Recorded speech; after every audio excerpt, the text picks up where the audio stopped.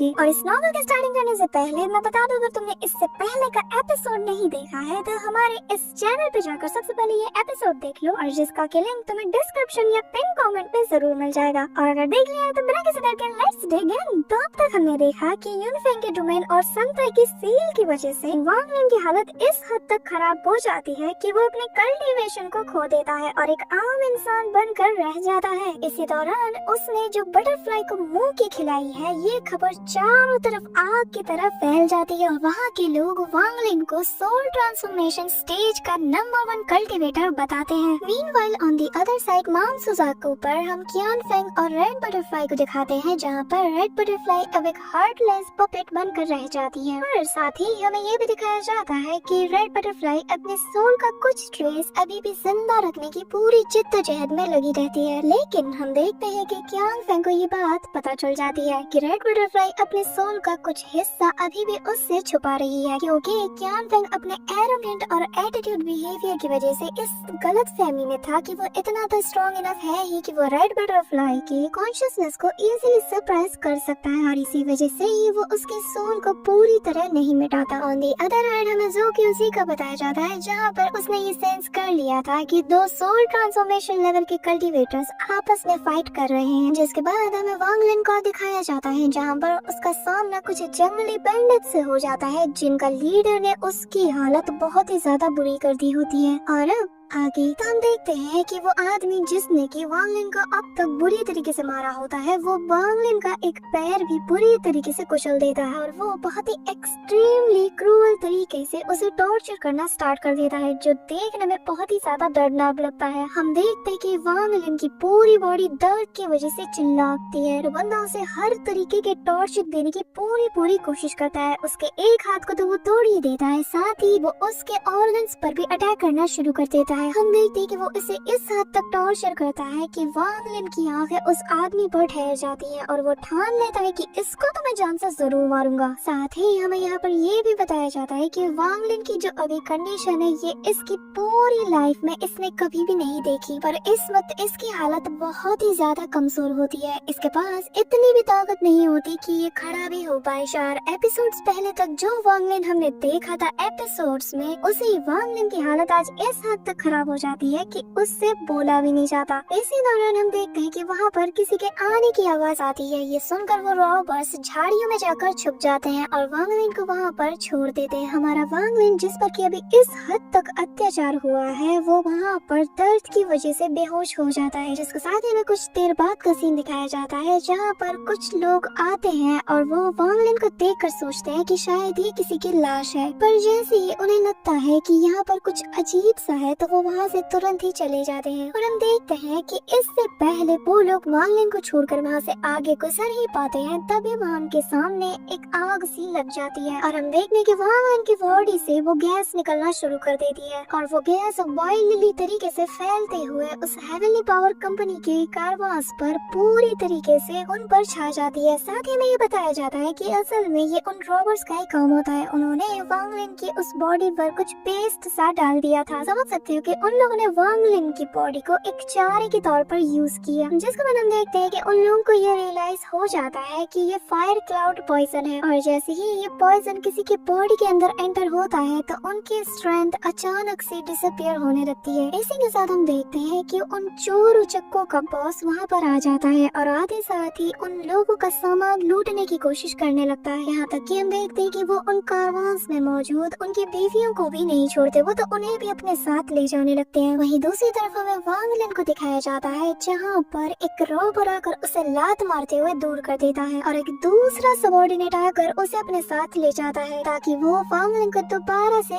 As a बेट यानी कि चारे के तौर पर यूज कर सके। जिसके साथ ही हम देखते हैं कि वो लोग अपने हेडक्वार्टर्स की तरफ निकल जाते हैं, जिसके बाद हमें दिखाया जाता है कि वो सारे चोर उचक्के एक बड़ी सी विलेज, जिसे कि फायर क्लाउड विलेज के नाम से बताया गया है, वहाँ पर पहुँच जाते हैं। और जैसे ही उस डोरमैन को दिखता है हैं कि वहाँ पर वो सारे रॉबर्स आ रहे हैं, तो वो इमीडिएटली वहाँ के डोर को ओपन कर देता है। जिसके बाद हमें कुछ देर बाद का सीन दिखाया जाता है जहाँ पर ये लोग बहुत ही ज्यादा मजे कर रहे होते हैं। वही दूसरी तरफ वांग लिन को इन लोगों ने एक डार्क और कोल्ड वाटर प्रिजन में कैद कर दिया था। अब यहाँ पर जो सीन दिखाया जाता है ना, ये देख कर किसी का भी दिल दहल जाए। हम देखते हैं कि वांग लिन को इन लोगों ने रेडियो से जकड़ कर रखा हुआ था। इन लोगों ने उसके हाथ को दो लोहे के जंजीरों से बांध कर रखा हुआ था और उसकी आधी बॉडी उस गंदे से पानी में पूरी तरीके से डूबी हुई थी। हमें देखकर ही पता चलता है कि वांग लिन की हालत बहुत ही ज्यादा खराब है और इस पूरे इंटायर सीजन में हमें वांग लिन को इतना कमजोर कभी नहीं दिखाया। और इसी के अगले ही पल हम देखते हैं कि वांग लिन की उन टूटी हुई हड्डियों का दर्द उसे वापस से अपने कॉन्शियसनेस में ला देता है और जिस वजह से जैसे ही उसे होश आता है वो अपने सिर को हल्का सा ऊपर की तरफ उठाता है और वो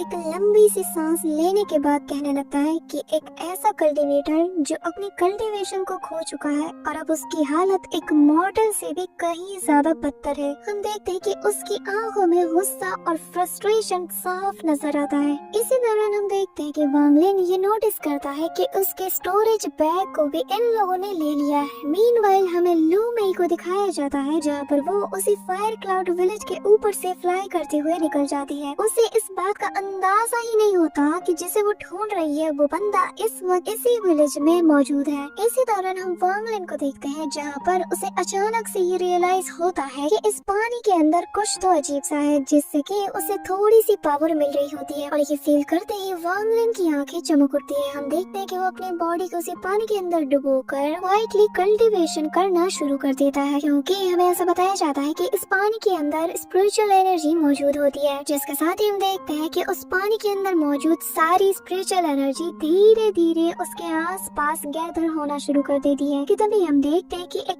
पतली बैरियर जो कि उस स्पिरिचुअल एनर्जी को वांग लिन के बॉडी में अब्सॉर्ब होने से रोक रही होती है। पर जैसे जैसे वक्त गुजरता जाता है हम देखते हैं कि उस वार्डन प्रिजन के अंदर मौजूद वो सारी स्पिरिचुअल एनर्जी अब पहले से ज्यादा घनी होती चली जाती है और जैसे जैसे वो घनी होती चली जाती है वो उस पतले से बैरियर को ब्रेक थ्रू करके वांग लिन के बॉडी के अंदर अब्सॉर्ब होना स्टार्ट कर देती है। और इसी के साथ ही हम देखते हैं कि वो सारी स्पिरिचुअल एनर्जी धीरे धीरे करके वांग लिन की बॉडी में पूरी तरीके से एंटर होना शुरू कर देती है। मीनवाइल हमें उस रोवर को दिखाया जाता है जहाँ पर उसके पास हेवनली स्वॉलोइंग बीड मौजूद होता है और वो इसे बेचने के लिए एक अच्छे शहर की तलाश में होता है क्योंकि उसे ऐसा लग रहा होता है कि ये बहुत ही ज्यादा खूबसूरत है और बहुत ही ज्यादा वैल्यूएबल होगी। इसी दौरान हमें वांग लिन के स्टोरेज बैग को दिखाया जाता है और जो कि उस रोवर के पास होता है। हम देखते हैं कि वो उसे खोलने की पुरजोर कोशिश करता है और अपनी जद्दोजहद लगाने के बाद भी एट द एंड वो इसमें नाकाम हो जाता है और वो उसे खोल ही नहीं पाता। इस बंदे को इस हद तक लालच हो जाती है कि ये अब वांग लिन की किसी भी चीज को नहीं छोड़ना चाहता। इसी वजह से हम देखते हैं कि वो लगातार उस बैग को खोलने की कोशिश में जुट जाता है और इतनी दफा कोशिश करने के बाद भी वो एट द एंड हार मान लेता है। हमें बताया जाता है कि उसे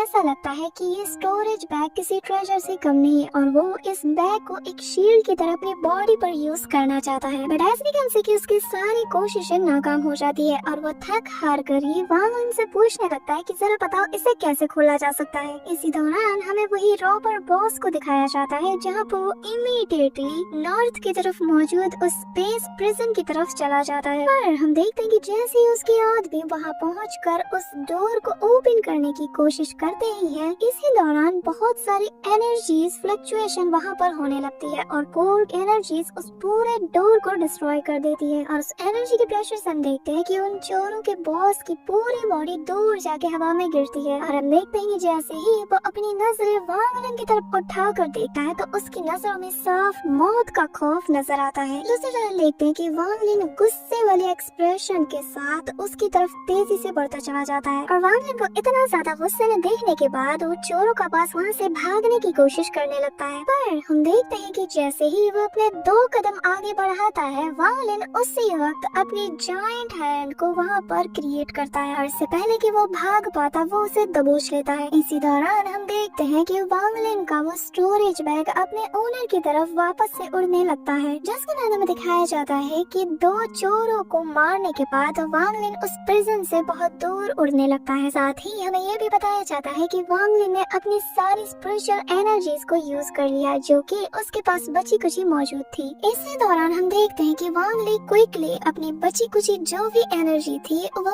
उसे अपने उस बैग में स्टोर करने में लग जाता है और उसके अगले ही पल वो अपने उन्हीं मॉस्क्यूटो बीट्स को समन करने लग जाता है। और यहाँ पर हम देखते हैं कि जैसे उसके बीस्ट वहाँ पर आते हैं तो वो वांग ली की इतनी ज्यादा बुरी हालत को देखकर हवा में तेजी से रोर करने लगते हैं और उनकी वो रोर पूरे विलेज के चारों तरफ सभी को सुनाई देती है। हम देखते हैं कि उन जाइंट बीस्ट्स को देखने के बाद जो बचे कुचे प्रिजन में गार्ड्स थे उनकी हिम्मत ही नहीं होती कि वो वांग ली का सामना करें। जिसके बाद हम देखते हैं कि फायर क्लाउड विलेज में जितने भी लोग थे वहाँ पर वो सभी लोग इमीडिएटली स्टन हो जाते हैं और उनका एक्सप्रेशन पूरी तरीके से देखने लायक होता है। हम देखते हैं कि उसके बाद वो लोग अपने डिफेंस में अपने अपने सारे वेपन्स निकाल लेते हैं। हाउएवर हम देखते हैं कि जो वांग ली अपने उन जाइंट मॉस्क्यूटो बीस्ट्स के साथ वहाँ पर अपीयर होता है और उनके सामने आता है, उन सभी की हालत बहुत ही ज्यादा खराब हो जाती है। हम देखते हैं कि वो लोग डर से कांपने लगते हैं, उन्हें समझ ही नहीं आता कि अब वो लोग आगे क्या करें। उनमें से तो बहुत से लोग अपने पैर पर खड़े तक नहीं हो पाते। जिसके बाद हमें दिखाया जाता है कि फाइनली वांग ली अपने एक मॉस्क्यूटो बीस्ट को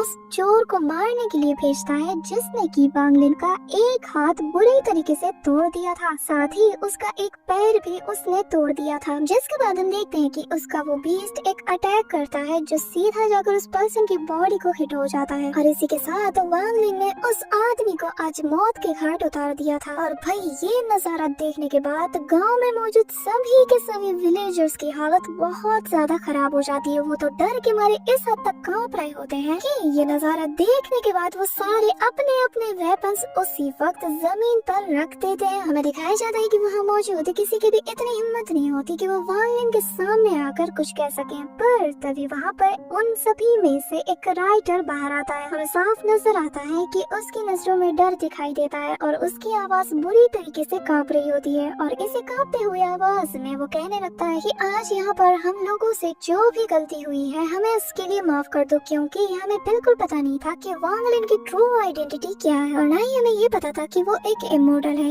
इसलिए हम चाहते हैं कि हमसे जो भी गलती हुई है हमें उसके लिए माफ कर दो। ये देखने के बाद हम देखते हैं कि वांग ली उससे पूछने लगता है कि मुझे बताओ ये कंट्री कौन सी है, जिस पर वो बंदा बताने लगता है कि ये पीलू कंट्री के नॉर्थ का पार्ट है। जिस पर वांग ली कहने लगता है कि अच्छा तो ये सुजाको कॉन्टिनेंट का नॉर्दर्न पार्ट है। हम देखते हैं कि जिसके बाद वांग ली थोड़ी देर शांत रहता है और फिर कहने लगता है कि जल्दी से जमीन में खुदाई करना शुरू कर दो और तब तक मत रुकना जब तक पानी बाहर ना आ जाए, और मैं जानना चाहता हूँ कि तुम्हें इसमें कितना टाइम लगने वाला है। और अपनी कांपते हुए आवाज में हम देखते हैं कि वो राइटर कहने लगता है कि 3 दिन लगेंगे। जिस पर वांग ली कहता है कि बस 1 दिन, तुम्हारे पास बस 1 दिन है। ये सुनने के बाद वहाँ मौजूद सभी के सभी लोग उस जगह पर खुदाई करने के लिए तेजी से दौड़ने लगते हैं। हमें बताया जाता है कि यहाँ पर 200 से भी ज्यादा लोग होते हैं, क्योंकि इन सभी को इस वक्त अपनी जान की पड़ी है और उन्हें पता है कि अगर उन्होंने वांग ली की बात ना मानी तो वो आज यहाँ पर जान से हाथ धो बैठेंगे। मीनवाइल हम वांग ली को देखते हैं जहाँ पर वो मेडिटेट करना स्टार्ट कर देता है। इसी दौरान उसके मॉस्क्यूटर्स उसे आसपास घेरे हुए थे। साथ ही हम देखते हैं कि उसके मॉस्क्यूटर्स उन सभी लोगों को बहुत ही तेजी से घूर रहे होते हैं। जिसके बाद हमें दिखाया जाता है कि उन लोगों ने जैसे तैसे करके फाइनली उस पानी को गड्ढे से बाहर निकाल लिया होता है। हमें स्टार्टिंग में दिखाया जाता है कि वो पानी गंदा तो होता है, पर जैसे ही एक दिन गुजर जाते हैं तो वो पानी बिल्कुल साफ निकलना शुरू कर देता है। हम देखते हैं कि ये चीज उन सारे विलेजर्स को भी बहुत ही ज्यादा सरप्राइज कर देती है। फिर जैसे ही एक दिन गुजर जाता है हम देखते हैं कि वो पानी बहना बंद कर देता है और ये देखने के बाद वहाँ मौजूद सारे विलेजर्स डर के मारे काम करना बंद कर देते हैं और वांग ली की तरफ देखने लगते हैं। पर हम देखते हैं कि वांग ली कुछ नहीं कहता और वो वापस से उस केव के अंदर चला जाता है और जाकर दोबारा से कल्टीवेशन करना स्टार्ट कर देता है। जैसे ही काफी लंबे अरसे तक उसका इंतजार करने के बाद और वांग ली से कोई भी खबर न मिलने के बाद हम देखते हैं कि वहाँ मौजूद सारे विलेजर्स हिचकिचाते और झिझकते हुए अपने कुछ कदम पीछे ले लेते हैं और ये करने के बाद वांग ली के उन बीस्ट मॉस्क्यूटोस की तरफ से कोई रिएक्शन न मिलने के बाद इनकी हिम्मत तो और बढ़ जाती है और ये कुछ कदम और पीछे हट जाते हैं और उन लोगों को देखकर बाकी मौजूद लोग भी पीछे हटना शुरू कर देते हैं। पर जैसे ही वो लोग भागने ही वाले होते हैं कि तभी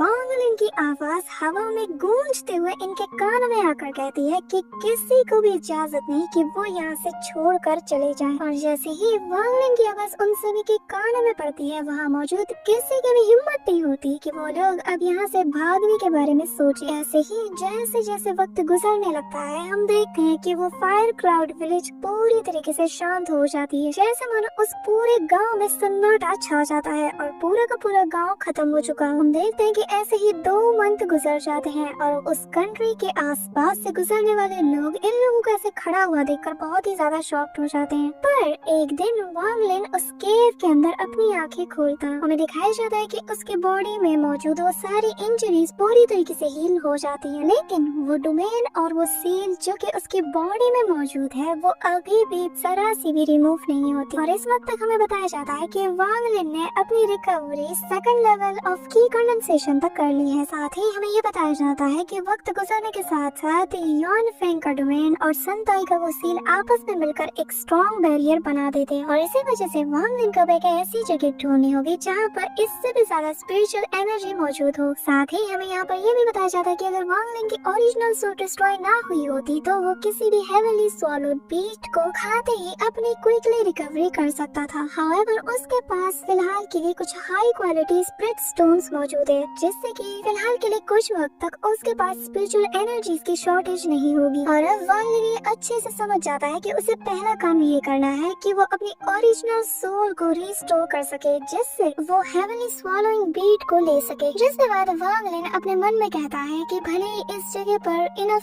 स्पिरिचुअल एनर्जीज ना हो, पर ये अजीब बात है कि इस जगह के पानी में बहुत सी स्पिरिचुअल एनर्जी मौजूद है। और जिससे हमें पता चलता है कि वांग लिन ने इसीलिए गांव वालों को यहाँ पर एक जमीन पर खुदाई करके पानी को निकालने के लिए कहा था। जिसके बाद वांग लिन बहुत ही ज्यादा क्यूरियस होते हुए अपने उन्हीं मॉन्स्टर बीस्ट को बाहर निकालता है और डिसाइड करता है कि अब वो उस साफ पानी के अंदर डाइव इन करेगा। हालांकि हमें ये दिखाया जाता है कि भले ही पानी ऊपर का साफ हो, पर इसके नीचे जो बॉटम का हिस्सा है उस पर बहुत ही थिक लेयर की ब्लैक मड लगी हुई है। ये देखकर वांग लिन वहाँ पर एक सील को फॉर्म करता है, जिससे इमीडिएटली उस सारी मड को एक फोर्स सरफेस की तरफ लाकर क्लीन कर देता है। और जैसे ही पानी साफ हो जाता है वांग लिन ये नोट करता है कि इस वेल के नीचे एक 3 पॉइंट सील फॉर्मेशन मौजूद है और जिसमें कि हाई क्वालिटी के स्पिरिट स्टोन्स मौजूद है। और ये देखकर वांग लिन कह उठता है कि अब मुझे पता चला कि आखिर इस जगह पर इतनी ज्यादा स्पिरिचुअल एनर्जीज क्यों है। और जो चीज वांग लिन को सबसे ज्यादा शॉक्ड करती है वो ये कि उसने उसके अंदर एक स्केलेटन को देखा जो कि एक औरत का होता है, जिसमें कि बहुत से ब्लैक स्पाइक्स लगे हुए होते हैं। ये नजारा देखने के बाद वांग लिन इमीडिएटली लीव करना चाहता था, पर हम देखते हैं कि उसके बैग से एक फोर्स बाहर निकलती है और जो कि उसे ब्लैक स्क्रोल से बाहर आती है, जिसे कि वांग लिन ने 100 साल पहले डिस्कवर किया था।